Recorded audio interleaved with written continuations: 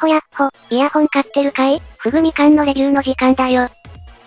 今回紹介するのは、KZZES。ついに3000円以下の価格で、国内で購入できるようになったので再ピックアップだ。ちなみに現在、アリエクスプレスのストアを超えて安い。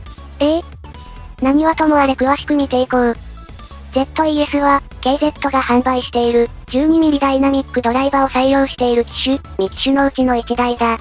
KZ が現在ラインナップしている 12mm ダイナミックドライバ採用モデルは 12mm ダイナミックドライバ一発を搭載した KZESX。 12mm ダイナミックドライバ一発に低価格モデルの NKEST を採用したこの ZES。 そして 12mm ダイナミックドライバに1台の定番バランスドアーマチュアドライバー30095を組み合わせた KZZNA の2機種だ。KZ が普段使っているダイナミックドライバは 10mm、12mm になると何が違うの？というと、空間表現、低音の余裕に結構大きな差が出る、より刺激的で押し付けるような低音域からサブベースを持つ 10mm ダイナミックドライバ楽器に対し、12mm ダイナミックドライバモデルは、より高めの低音から量感が多く、より自然な低音を持つぞ。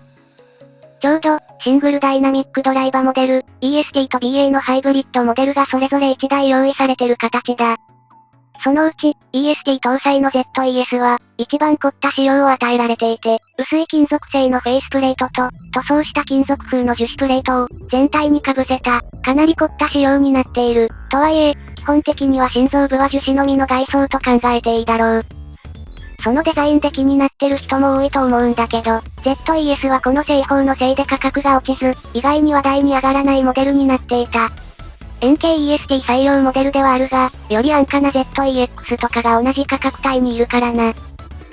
かなり凝ったイヤホンなんだけど、バランスとしては、12mm ダイナミックドライバ機特有の低音域の広がりを体感できる、KZ2 機種の中で、最も標準的なバランスを持っているぞ。よりナチュラルな感じで高音が鋭くない、KZESX1 ダイナミックドライバと、高音と低音のメリハリが極端な KZZNA1BA1 ダイナミックドライバの中間に位置するようなバランスだ。ただし、このイヤホン、周波数特性にかなり癖があって、公式のグラフでも、6kHz 以降がかなり少なめだ。KZ 系の EST っぽさはほとんど感じられず、そういったメリハリが力強いサウンドが欲しいなら、CCANRA や KZZEX を検討するべきだな。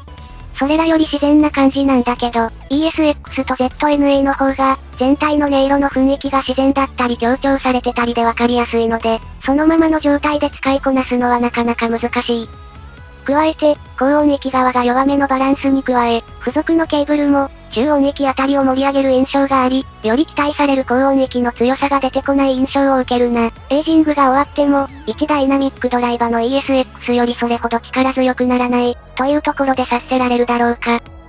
なので、ガツンと1ダイナミックドライバにドーピングしてるサウンドなら、ZNA が、1ダイナミックドライバっぽい音なら、ESX で用が足りてしまう、という、ちょっと割を食ったバランスでもあるんだ。そんなところもあって、発売時期が ESX よりも、ZNA よりも早かった、というのもありそうだな。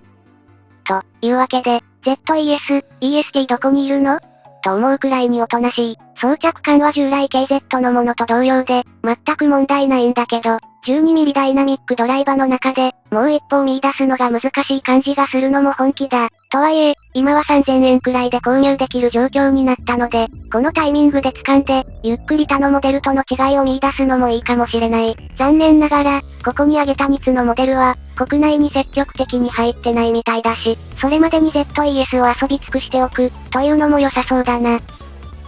こんなところだな。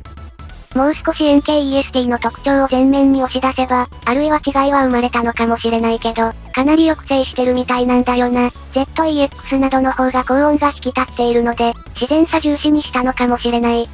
ZNA が発売した今こそ、あえてこのナチュラルっぽさを取りに行くのもいいかもしれないな。といったところで今回はここまで。